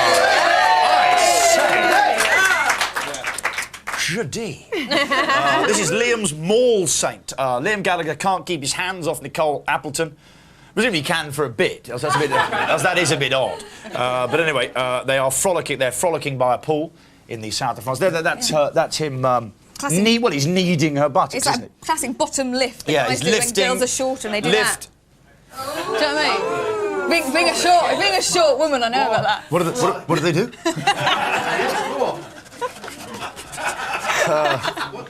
Wear a sheath, son. Okay. Always say that confidently in chemists as well. Packet of sheets, please. We can move round. I don't know what's happened to me while I've been away for a month. I'll turn it down. I'm really sorry, Eddie. I really will turn it down. I don't know what's happened. I've been away for a month. I feel disorientated. What? Who said that? Norman. Yes. The Thank band you. don't have. Always wear a sheath. The big exclusive. This is Craig. Move round to the mirror, Grant. No, Grant, move back to the star, Grant. This is Liam's Mall Saint. He can't keep his paws off sexy Nick, but also Kylie's soft on Robbie. So let's get this right. Kylie's soft on Robbie. Robbie was soft on Nicole, who's now soft on Liam. But Liam is not soft, he's hard. He's a hard man. That's all we know. Let's go over to the mirror. This is the big exclusive. Craig is sexy, Mel is pathetic, and why I had a 36D boob job. It's great headlines here on the paper, on the 3 biggest selling papers. Let's say that we've got Mel, sex and me, Liam's Mall Saint, and Craig is sexy, Mel is pathetic. Apparently there's some key world issues inside. I don't know. But anyway, we'll find out as we get in there! Ladies and gentlemen, here we go. This is the question of the day in the Daily Mail. This is one of the big stories today. This is, you know I love questions of the day. You love them. We all love them. Is the Star Hotel in Moffat, Dumfries and Galloway the narrowest hotel in Britain? Oh. Well, you wonder, don't you? You certainly wonder. Later on, the jackpot there would have been, I have a collection of 3,000 narrow hotels, which I... here's another story about William Hague. I'm going to go through them very quickly because I'm really running over here. The Tory leader was stripped naked and left shivering in the street during a boozy party, a new book reveals. William Hague stormed back into this party he was slung out of naked and punched out one of the hosts. William Hague! He's like a sort of... He's emerging as a kind of Boris Yeltsin figure, isn't he? Anyway, one of his hosts has claimed this at the in this book by Joanne Nadler. It's her biography of Hague. The incident happened 20 years ago at a party with Oxford University pals. Nadler writes, drinking games led not only to dares, but to some guests being stripped naked and thrown out in the streets. The hosts chose William as a victim for their favourite trick, but it rebounded on them in spectacular style. William barged back in and punched the most obnoxious of the medical students hard in the face, knocking him to the ground and out for 20 minutes. Will Hague. The thing is, you start to see actually the difference between the Conservative Party and the New Labour is that when they were students, you suspect the New Labour lot would have been a kind of a cloud of marijuana and CND rhetoric, while the Tories were just all getting really drunk. The difference between the two parties seems to be booze, marijuana. And that's it. And that's it. That's it. There is no other difference. This is a trick of the trade from Jane Asher. She doesn't say exactly what trade. You be the judge. I read it, and I must say, I thought to myself, lap dancing. Here you go. This is Jane Asher's Tricks of the Trade. I have a nice round box bush, and fancy my chances. No, wait. That's what Jane. This is the question from Tina Bramwell in Hayes, Middlesex. Okay. Take it seriously. I have a nice round box bush and fancy my chances of transforming it into a topiary bird. But I'm a total novice. Can you offer any advice? Of course Jane can. She's in the trade. She says, providing you've got a good eye, you can simply cut your box bush freehand. But don't expect overnight miracles. It may well take up to 3 years for your box bush to look right. Happy clipping. Telling me. A road worker who put up a makeshift sign warning motorists of a police speed trap ahead is facing prosecution. Can you believe this? I can't. Police were puzzled when drivers all passed through the radar trap in South Gloucestershire well within the speed limit. Police didn't like that. Put up a speed camera, once you put up a speed camera, you want to earn money, don't you? Every car that goes past, it's ka-ching, ka-ching. But they're like, I can't believe it's a waste of time, this sort. Anyway, they were well within the speed limit, but then they found that a contractor at a roadworks had put up a cardboard sign saying speed trap, where he was working. Good man. So everyone slowed down. But PC Blatchford said that the contractor had done no one any favours by putting up the warning. He says, it must be remembered that we were doing this to save lives. Speed kills, he says. Yes, and they all slowed down. Yeah. But if there's a speed camera there, they don't. They find out 2 weeks later they were speeding, when it's a bit late to slow down, isn't it, PC Blatchford? Yeah. So he's doing no one any favours. He did everybody. Yeah, he did get fined some favours, I reckon. Exactly right, because they just see cars as an earner. It's obvious. But I think actually what he's stumbled on here is this is how we can slow down. And Mr. Prescott should get hold of this. Loads of amateur signs done all around Britain saying, police are up ahead. Because everyone in Britain loves to think they're getting slightly one over on the law, don't they? Yeah. Nation of semi-criminals. Shall I leave the receipt blank? Go on, there you go. It's true. And everyone just slows down, and that's fine. It's like when I was a kid and used to be driving on, there was a convention amongst motorists where when there was a police car up ahead, lorry drivers used to give you a flash, didn't they? Of their headlights, obviously. Could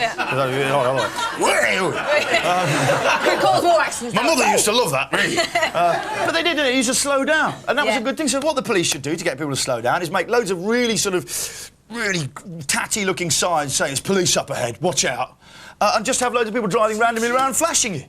Much cheaper. Yeah, much cheaper, and people would actually slow down. Exactly right. But will they do it? I bet they won't. Of course they won't. I bet the police won't make it lots of hastily done signs in crayon. Those who don't appreciate garlic's heady aroma wisely steered clear of the Pyrenees border the other day. French farmers were pelting Spanish farmers with garlic cloves in protest against cut-price imports. Garlic producers Ramon Fernandez retorted, "It is pointless for the French to block our own. They eat 59,000 tons of land. That is 10,000 tons more than they grow themselves." That's what he said. What a lovely arrival as you get in France. You arrive in France, you get bombarded with garlic. You normally don't expect that till you meet your first waiter. Welcome to France. You get a blockade of taxis, tractors, lorries, pelted with garlic, British lamb burning by the roadside, mad cows rampaging in a field. Makes you wonder if Europe will ever work, doesn't it? It really does. Do you know what? I'm going to get into the pun down, ladies and gentlemen. Unless Tina has a big belch for us. Tina, do you think you could do it? Come on, Tina. Search for the hero inside yourself. He's got stuck. Oh, I'm so sorry. Don't make sound out of sound effect. Come on, Tina. No, don't. You actually make me feel like vomiting. It's just... No, this isn't belching. This is just a woman who'll make you feel like being sick at home. No, sorry. So sorry. One more So chance. sorry. No, Look at you holding your little out. Come on, Tina. No. What's happening? Go on. No. Oh, it's getting there. No. It's getting there. It's still great telly. I'm still fermenting. It's building up. It's great telly. It doesn't matter. I can watch this all day. Brilliant. I'm glad to be... Oh, no, it's got stuck. Come on, the nations. Can you feel the nation will you on? I do. Come on, Tina. No, it's under. No. Okay. It's the pun down with the fun down. I'm going to do this very, very quickly. Here we go. Here it is. Is there a jingle? No, scrap it. Doesn't matter. It takes up time.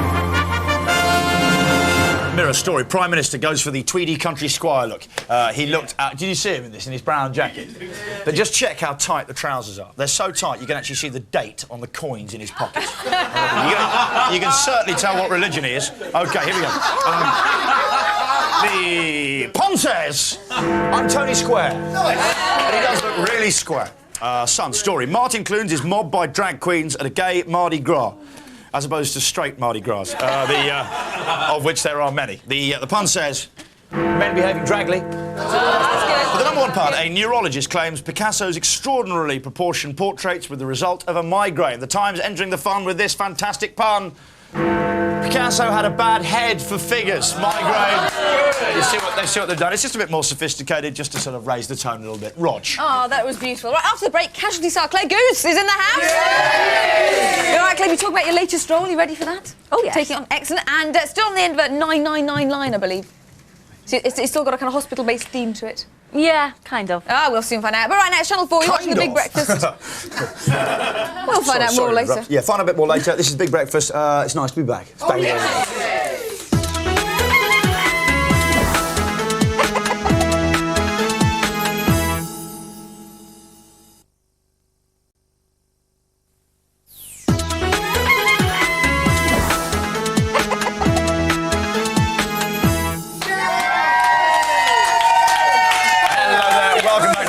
I'm Johnny Vaughan. This is, of course... Lisa Rogers. I think it might be about to burp, actually. Really? Well, it's more than Tina's managed to manage. No, it's gone away in again. what proved to be one of the greatest minutes of television. Waiting for a woman to belch. Well, that's great telly. Do you know what? Shannon Elizabeth's here this morning talking about the extraordinary film Scary Movie, which I loved more than I can possibly say. I haven't actually laughed out loud at a film, I would say, in about 10 years. Oh, isn't that lovely? No, but proper belly laughs. Real belly. It's got guaranteed belly laughs. But I think... Here's a man who gives us belly laughs every morning. I don't say that to oversell him, but he definitely does. He is the one and only Richard Bacon, and he is in Maidenhead. Thank you very much. Thank you. Dignified applause there for an undignified subject matter. This is the story we're covering today. Sticking to the headline, there's the Sun. Anthea and Grant there, not only selling their wedding to a down-market glossy magazine, but endorsing chocolate bars at the same time. What crowd here on the Larchfield estate? What do you think to that? Shame. Well, I know that you've got an opinion. Shameful. Was it Very shameful? Why was it shameful? Because she's plugging the bar, not her wedding. Do you think it should be sacrosanct and sacred? Round. Yes, definitely. Thank you very much. That's quite right. Well, what we're doing today is we're using some local people, some ordinary people, and some local businesses. There's some bosses of local businesses. And we're seeing if using ordinary people and the publicity of our show, if we can do some similar shameless plugs and see how effective they are. You've brought some products from your local businesses. Thank you for that. And here are our essentially models, people that we have woken up. You're going to start for us. Now, you are going to plug a chip shop using Saveloy and a battered sausage. Now, can I just take this? You need to adopt this same pose that we can see on the front of the Sun. Can you see that? Yep. So you need to look lovingly at him, you straight to camera. Is that all right? Tremendous. Get rid of that. OK, I'm going to reposition at the top of the catwalk. Again, dignified applause as we go, please. So our first couple, doing a shameless plug, are Danny and Kim, ladies and gentlemen. Danny and Kim. Danny is a pub manager and Kim is a mother. There they are at the top of the catwalk. Will you adopt your pose, please? And take the picture. Danny and Kim. So, there, Danny and Kim. Let's just get a response. That was the chip shop. That's yours, isn't it, Susie? A lovely plug. Must be pleased with that. Brilliant, yep. I thought you would be. Let's go to our next two models, our next two shameless self-publicists. Here we go. Actually, it's just one. It's Alf Burnett. He's a retired factory worker. Get your barrel, please, Alf, and make your way up the catwalk. Here's Alf, everybody. So, Alf neatly making his way up the catwalk. Alf, please put the barrel down, and will you adopt your pose, please? And take the picture. So, Alf, everybody. Alf's shameless bit of self-publicity. Danny from the pub, it's a Furcombe pub. You must be thrilled. You and that kid, tremendous. OK, let's go over to Ernie. Ernie, please make your way up the catwalk. Ernie bringing with him, of course, an exhaust pipe, that's clear. Ernie is a retired builder. Ernie, here's Ernie, everyone. So up comes Ernie, taking his time, quite right. Ernie, will you adopt your pose, please? And take the picture. That's Ernie, everybody. Ernie, that was first class. I know that you've got a strong opinion about the Anthea thing.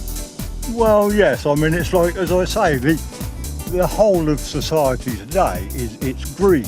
Thank you. That's all I need from you. Oh, thank you. You can Agreed. have more. But a great plug there for Thames Valley Recovery. And we've got one more person finally. It's Pat. Pat, take your place at the top of the catwalk and walk along it, please. So here comes Pat. Pat is a community support worker. Pat, adopt the pose and take the photo. Smile. That's Pat, everyone. Thank you, Pat. Pat, what are you doing? Pat, that was well done. Actually, I don't want to speak to you. Just want to say that's a plug for Tops Entertainment. Where's our man from Tops? A wacky DJ. I imagine you're pleased as well. Well, thank you very much. That's it from us and our models and our people on the Larchfield estate. If we can just give you some hard cash so that you really feel it was an entirely shameless piece of self-publicity. No, it's a tenner each. Don't take it all. Tenner each? Yeah, just hand it around neatly. Yeah, don't be wacky, just hand it out. That's it from us on the Larchfield estate. I think, actually, unlike Anthea, most of our models managed to retain their dignity. That's it from us. For now, back to the house. Richard Baker. He's a cult, isn't he? He's a cult figure. Richard, that's a lovely jacket you're wearing with the different coloured sleeves there. Is that a fleece or is that a light sweatshirt material? What's that made of there, Rich? I think it's a kind of hybrid between a fleece and a sweatshirt. And at this time of year, it's ideal. You know, whether it's sunny or whether it's cold, this covers all bases. It's lovely to have that, isn't it? It'll cheat the wind, but it won't keep rain out. So you probably need something sort of light, a little cagoule or perhaps an anorak.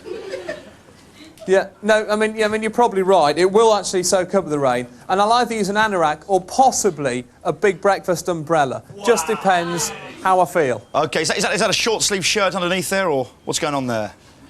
Yeah, it is. It is actually a short sleeve. It's kind of a sports air tax, not the kind of thing I like to use on telly. That's why I've neatly hidden it using this hybrid top. Oh, no, fellas should never wear short sleeves on television. It means when you go like that, you get a bit of armpit. No one wants to see that. Richard Bacon, ladies and gentlemen. Yeah. I don't know if there's any budding presenters out there. You can learn a lot from that man. Thank you very much indeed. You know, we're joined now by Casualty's favourite nurse. Certainly my favourite nurse, anyway. She's now a small-screen cop. Please welcome back to the house the gorgeous Claire Goosey Goose. Goosey. Now, Claire, unfortunately, what's happened is last Friday, instead of writing this interview with you in mind, the entire Big Breakfast production team went to a somewhat raucous wedding party. It's true. It was Mike Cunliffe, one of our leaders. It was his wedding, and they haven't written an interview for you. OK. I mean this quite truthfully, they really haven't. It's quite a slack thing to do. We'll wing it, then. We'll just wing it. We'll wing it. Well, no, we don't have to wing it because, look at this. We've got this bit of glass here. We've got this box, and inside is our generic interview. These are interview questions. It doesn't matter who the guest is. Such a good idea. So what I'm going to do is I'm going to smash the glass using, of course, the lobster of comedy. The lobster! There we go. That is now smashed. I reach in. Whoops, mind your hands, please. There's funny glass there. Whoops, dropped a question. And this should be able to give us an interview. While we're preparing for that, me and Rog, let's see a clip of your new show. Here it is. Looking good, looking... That's what Linton said. It's a really dramatic clip between two women. Linton just goes, looking good. How about that? I hope you feel... Do you know what, we'll start off. We needn't go into things. I can actually think of a question. I can wing a question off the top of my head. That is Waking the Dead. Just very briefly, what's it about? Basically, it's a team of 5 detectives, and they're called a cold case team. And they're... A cold case team? Yes. OK. And what they do is they reopen murder investigations that were never solved. So the first one that's on tonight, BBC One 9:30. Sorry, did you say BBC One 9:30? I did. Yes, and tomorrow. You did. And tomorrow, BBC One 9:30. And tomorrow, BBC One 9:30. Was that BBC One 9:30? Gosh, no, well, her show's on at BBC One 9:30. So yeah, tonight's one is basically about a murder that took place 5 years previously.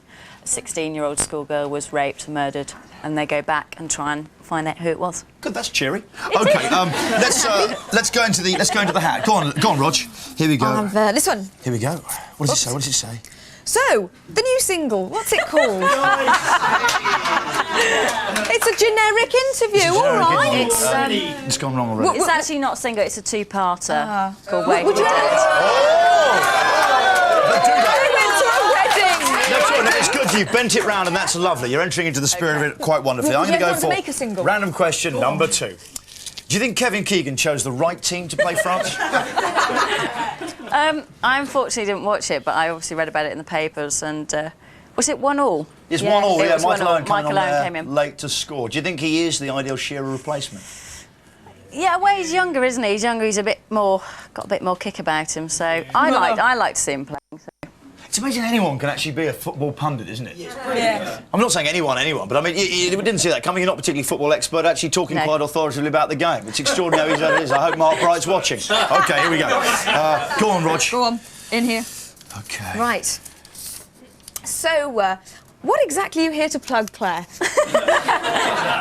Is it something that's on 9:30 on BBC? Without repeating myself, it's a two-part drama. OK, two-part drama, BBC. I've got a question for you. Who is the nicest co-star you've worked with, male and female? Ooh.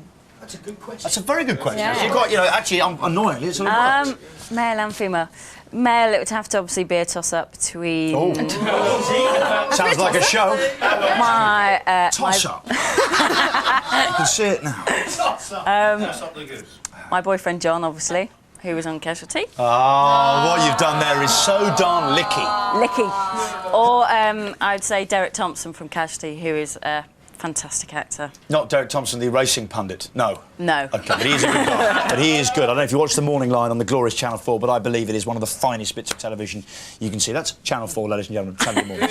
OK. And female co-star? Female co-star. Oh, God, female co-star, either Barbara Martin, who was in Casualty, who played Eve, or the lovely Sue Johnson, who does Waking the Dead. Any actors or actresses you'd really like to work with on a worldwide basis? Mr. Al Pacino. Al Pacino. Big Al. She's got a great... No. Say hello to my little friend. OK, yeah. OK, next one. So now... How are you? Are you all right? I'm fine. OK, nice, that's good. That was the openers come out there. OK. Now you've been evicted from Big Brother, who do you think will win? Have you got any views on Big Brother? Are you actually a fan of Big Brother? Yeah, I love it. I'm addicted to it. It's take it. If you to sum up what I've been doing for the last month, I think it is about Big Brother. That's it. But it's one of those things everyone says, if they watch one, they get really annoyed with it. And then after the first one, you just can't help but watch it. So, I don't know, I thought probably either Craig or Anna will probably end up winning it. I don't know.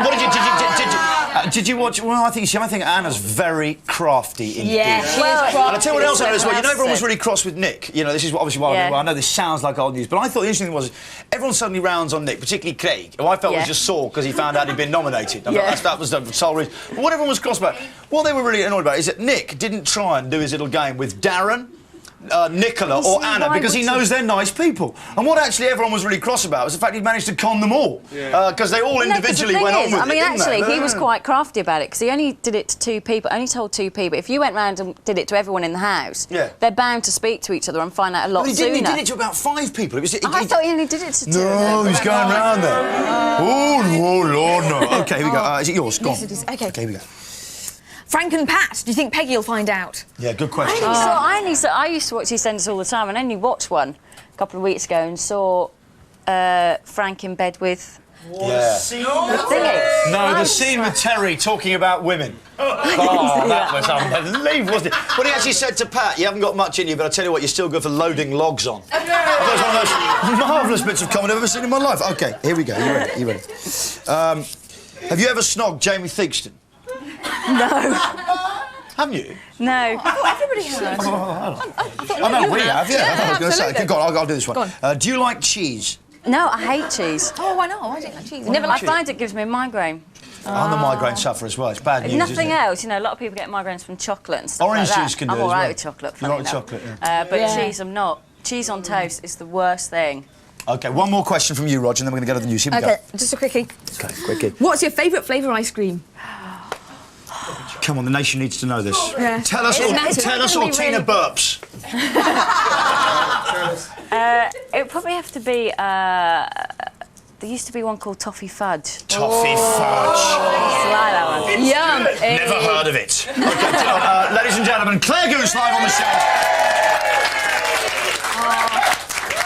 Now it's time for a woman who is sweeter than chocolate fudge ice cream. It is, of course, Jasmine Lowson with the news. God, you remembered? I can't... Good morning. These are the main stories on Monday, September the 4th. Student stress over A-level agony. Britney gets to the hump over ugly men. And A1 tell Madonna to take on me.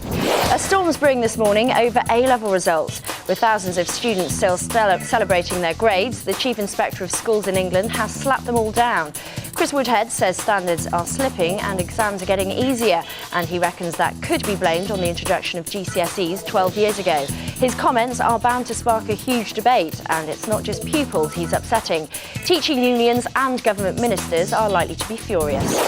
30 people have been swept out to sea as they celebrated China's famous Tide Festival. This incredible wave comes ashore every year on the Kwantang River. Hundreds of tourists turned up to watch, but some got just too close to the action. Amazingly, no one was killed. Britney Spears has apparently had a showbiz strop and sacked all her male dancers for being too ugly. The teenage sensation is now on the lookout for a whole new bunch of men to surround her.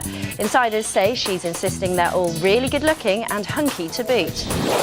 Now here's one you won't be expecting. Boy band A1 have knocked the mighty Madonna off the top of the charts.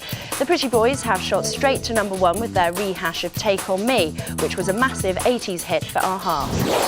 Here's the way the weather looks. Temperatures should range from 17 Celsius in Glasgow to 20 in London. A chilly start to the day, but clear blue skies and lashings of sunshine should warm things up nicely. A few harmless clouds will appear in northern regions after lunch, but the sunshine will prevail. Big Breakfast News, it's 8:36. Now back to Johnny and Lisa. Thank you very much indeed, Jasmine. Thank you very much indeed. Lisa. Leah, looking foxy. Well, we've got to go for another break, but after the break, we've got Shannon and Elizabeth on the bed. Are we on the bed? On the bed. She's not on the bed. She's Yeah, on but the we'll chair. be. Yeah, but we'll be on the bed. No, With she's you. not going to be on the bed. Oh, are you not doing the bed? Am I doing the bed? No. Tell me you're doing the bed, but you don't do the bed. You're turning me down. You're not going to go and do the bed with me? Get in there. I'm going to walk out. I'm devastated. Get in there. I'll tell you what, though, Shannon, it's like she's popping down the shed. I might do that with you. It's got a lovely workbench. I don't know if you've ever seen Ben bent over it. Looks marvellous. Do you know what? We're going to take a break now. Back in a couple of seconds. Do not go away. I'll be either on the bed or in the shed. Who knows?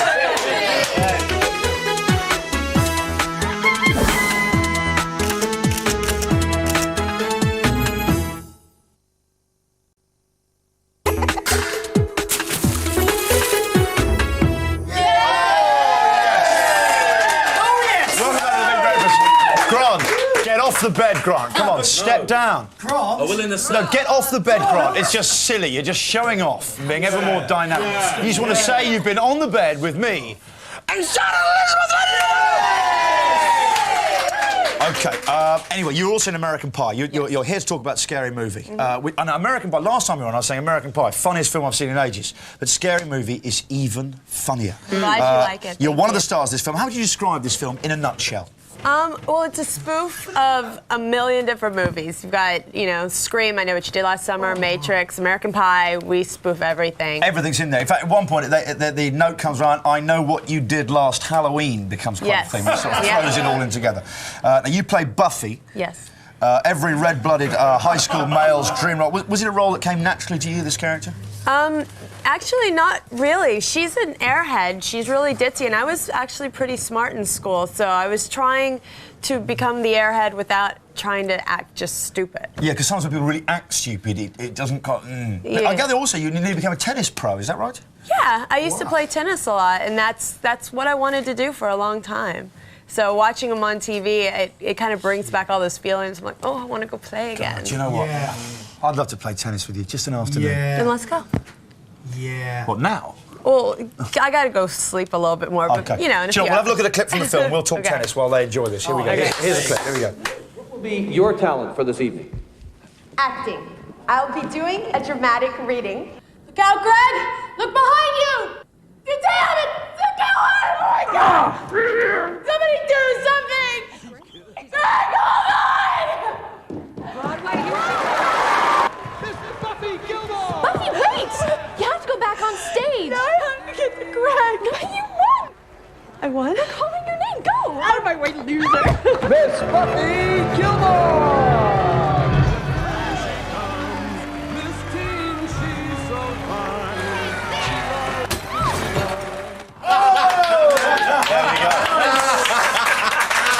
This film, it really surprised everyone at the station, didn't it? It went straight to #1 in the box office and stayed there for ages, didn't it? I mean, it was a... Well, it didn't stay there necessarily for ages because we had a lot of other movies that came out, you know, after it that all went to #1 too. But we were up there for a really long time, and it made a lot of money really fast, faster than American Pie did. So How about that? It made a lot of it's money. amazing.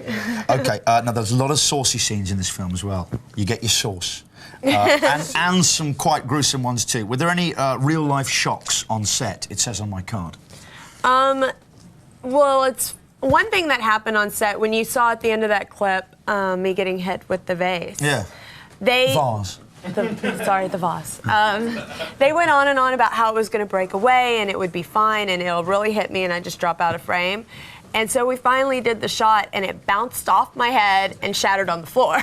Yeah, I had this huge whelp on my head. They're like, "Okay, you're done shooting for the day. You can go home. We'll get your." Did you sue? Did you sue anyone? Could you get any money for that? No, not yet. But the more money it makes, the more I'm considering that. Okay. Tip for you: headaches, yeah, blurred vision should be starting Migraines, about now. Migraines. yeah. Also, you just keep losing hearing in one ear. It's a belter.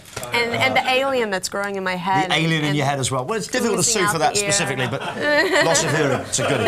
Now, how do you feel about being cast as the character the audience lusts after? Because you also had a similar role in American Pie. Do you like that, being an object of lust? I mean, it's a fun character to play, but now that Wind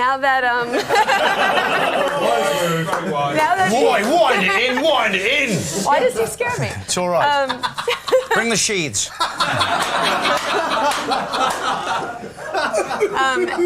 Now that people are noticing me, I want to use that to play some other types of roles that aren't necessarily... Because you don't always get typecast in that. Right. Just playing kind of... I want to find some juicy roles, some serious roles. Did you say juicy? I don't think I should have said that word. Don't drop in words like juicy. Yeah, Already during this interview, you've said juicy, you've said sheath. Did I say that? Twice you've said sheath.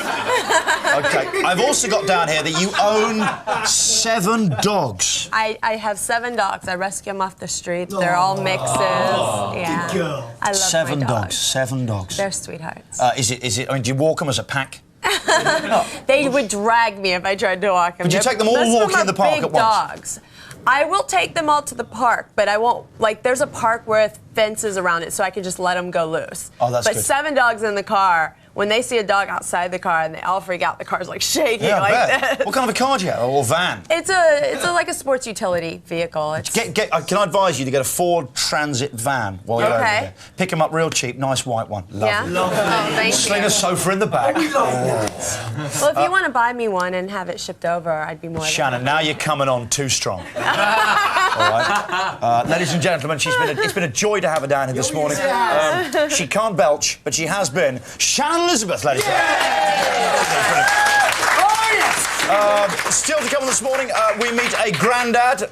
Yes or no? Yes, we do. We meet a granddad who likes nothing more than to sit with his mates and flaunt his full head of hair. These are the people I envy. They're pensioners, but they have thick heads of hair. Wow. That crackles when they brush it. Ladies and gentlemen, this is Channel 4. You're watching The Big Breakfast. It is perfectly coiffured. Oh, yeah!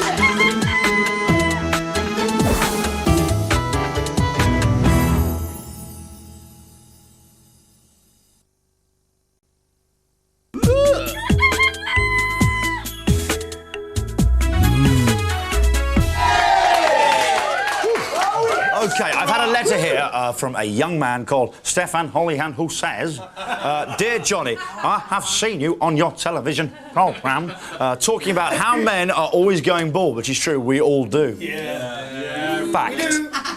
But my granddad is not bald and has got more hair than me, it says here. Can you fix it for me? To see some other granddads on your programme who also have lots of hair so that my granddad doesn't think he is the only one. That's love from Stefan Hollyhand, who's age 9. Well, Stefan, just for you, let's now pay tribute to those genetically blessed men who skip happily down the road of life with a full, lustrous head of hair. Oh, goodness me. Great-haired granddads. Oh. Well, it would have been good, but who did that dreadful voiceover? Ben. That was absolutely awful. Oh, sorry, it's Ben, our producer this morning, who actually let himself down very badly on Friday. Tim and Ben Manson, welcome to the show. Tim and Ben, ladies and gentlemen, here they are. Morning, chaps. Morning, Tim. Hey. Morning, Benny. What's that round your neck there, Benny? Necklace. A necklace? Is it a particular sentimental thing? Where'd you get it? Just beads. It's just beads. Was it a present from someone? No, Greenwich Market. Greenwich Market, classic. Now, watch, come a bit closer, I'll tell you what I'll do, ladies. Tim and Ben Manson, what is the name of your great-haired granddad? Chick. Your granddad Chick? Yep. Chick? It's weird, you can say my granddad's a chick. And that's an odd thing to be able to say, isn't it? How old is your granddad? 72. 72 years old, OK. And what do you think of your granddad's hair? Silky. Silky. White. Ben? White. Grey. It's grey, it's silky. The word I'd use is annoyingly thick. Let's judge for ourselves as we meet our first great-haired granddad, Chick Chamberlain!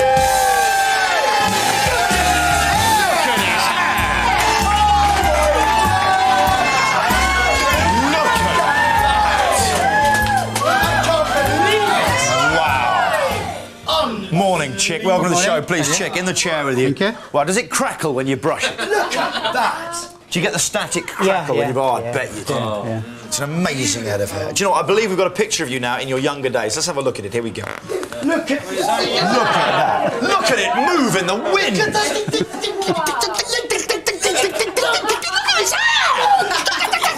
Sorry, Linton and I are both going bald, hence our sorry. OK. How have the ladies always reacted to your remarkable thatch? They never really have until your presenter grabbed me in the street yesterday. That's about the first time, eh? All right, I don't know, is it? Is there any baldness in your family at all? No. My dad had a tall face when he got to my age, but... a tall face! Oh, yeah! Oh, yes. What is yours? Do you have a secret, Chick? Perhaps you can pass down to me? Not really, no. I think when I was a cadet, when I was younger, I used to have a very short haircut. I think it might have stimulated the growth or something, you know. What do you mean by just going shorter and shorter? Like when you shave, it grows back thicker, so that's what you do. Yeah. I mean, do you massage your scalp or anything? No. Wash it regularly. Have you ever spent a lot of time upside down? Because I gather that can do it as well. Yeah, well, I was in the Air Force, so I did spend a bit of time. You see, there we go. See, I think it's to do with that. Gravity. It must, because you look, it always stops there. Yeah. It's like the blood just can't be bothered. Yeah. Just to go that last bit. You think about it, it does the side, doesn't it? Yeah. And what gene could say, no, hair on top, stop, side, stay? Do you know what I mean? That's what bothers me about the baldness gene. It only affects the top, but not in your... Chick, that's marvellous. Lustrous. Oh, God. OK, what products do you use to tame your None hair? at all. None at all? No. What do you wash with? Is there I just wash it regularly, no, whatever happens to come up at the time, yeah. Whatever's knocking around the bathroom? That's right, yeah, yeah. OK, anything else that you might have thought, oh, how come I have kept my hair? Have you ever wondered that to yourself? No, no, not really, no. OK. Just very lucky, I guess. It grows. Very lucky, I guess. It grows at a hell of a rate, faster than I like, actually. All right, don't rub it in. 72-year-old man telling me. Actually, I've got too much of it. For me, it's not... right. Unbelievable. Do you know what? We've got Rachel here. Rachel, come in, please. Rachel's one of our... she's our makeup lady. Rachel, what do you make of Chick's hair? Well, I think it's very impressive. He obviously wasn't a punk in the 70s, that's all I can say. Do punks all lose their hair? Well, yeah, a lot of hairspray and backcombing and all that sort of thing. You see, baldness is not punk, is it? No. It really isn't. It's like they had a Mohican, now it's almost like a reverse of that. But, I mean, have you come across a 72-year-old with such a thick head of hair? Never. Never in all my career. It's a dream. Okay. Chick is also an unusual name. As I said, it's very rare you meet a man called Chick. Could you give us the derivation of that? You're not christened Chick. No. I was christened something I don't like, and I suppose I gradually assumed something else. It goes back 70 years or so. What were you christened? No, go on, Chick! Oh, go on, Chick! No way! Oh, go on, Chick, I'm going bald. No way. Muriel. Is it Muriel? Yeah. No. Is it really? No, nobody knows. Is it Dorothy? No. Close. Sarah. Close. Is it one of those sort of? Is it one of those male-female names like that though? No. No, it's perfectly normal. I just don't like it. Is it Veronica? No. Beverly? OK, well, I'm going to find out during the break. But, ladies and gentlemen, he's got very thick hair. He's a hero of ours. He's brought Ben and Tim, his charming grandchildren, down here. And he is thick-haired Chick.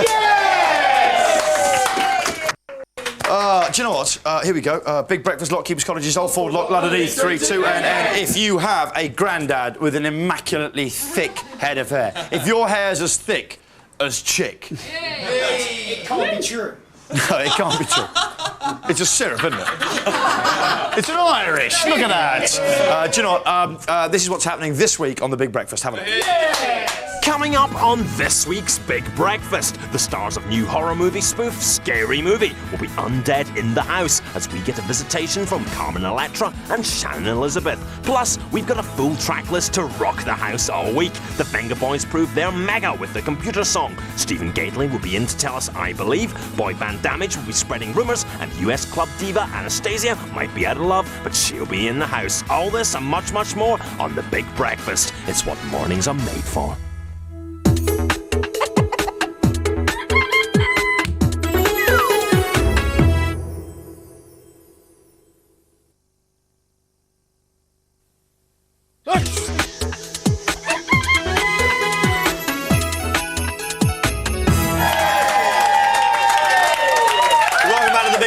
Do you know what? You're coming back just in time for us to thank today's guests, who have been a fantastic selection, have they not? Including the wondrous, the gorgeous, the hilarious Shannon Elizabeth, ladies and gentlemen. Thank you very much for going down, Shannon. Lovely to see you. We've also had... Oh, everyone wants a goose. It's Claire Goose! It's Claire Goose. But she's gone. She's gone. She's gone. Claire Goose, they said, cutting to burping Tina. We've had Sean Maguire on the show this morning. Lovely to see you, Sean. Nice to have you down here. We've had one of Earth's most boring people, Sid. Lovely, Sid. All right, Sid. You're next. All right, Sid. And watch where he sticks his probe. And the Phoenix Dixieland Jazz Band, Grandad Chick Chamberlain, Belcher Dillon, they've all been here, as well as our newsreader. Here she is. The closing headlines. The parents of Siamese twins will find out today if they've won their appeal against plans to separate them. The High Court had ruled the girls must have the operation, even though it would mean the certain death of one of them. A huge fire safety campaign's launched today in a bid to cut the hundreds of deaths and thousands of injuries every year. The government wants fire alarms installed in every single household. British Gas have today announced they're expanding into the telecommunications market and hope to soon rival BT. They promised to slash the price of both domestic and mobile phone calls. The England cricket team are hoping to finish off the West Indies later. They set a total of 374 for the tourists to beat. If England do win, it'll be the first time they've beaten the Windies in a 5-match series in over 40 years. Here's a final look at the weather. Temperatures should range from 17 Celsius in Glasgow to 20 in London. A cool start will develop into a warm day with clear blue skies and plenty of sunshine. That's all for me. See you tomorrow. Thank you very much indeed. On tomorrow's show, Sturdy will be showing us around her brand new body. Courtesy of Cadbury's Freight. We'll also have the Benga Boys on the big...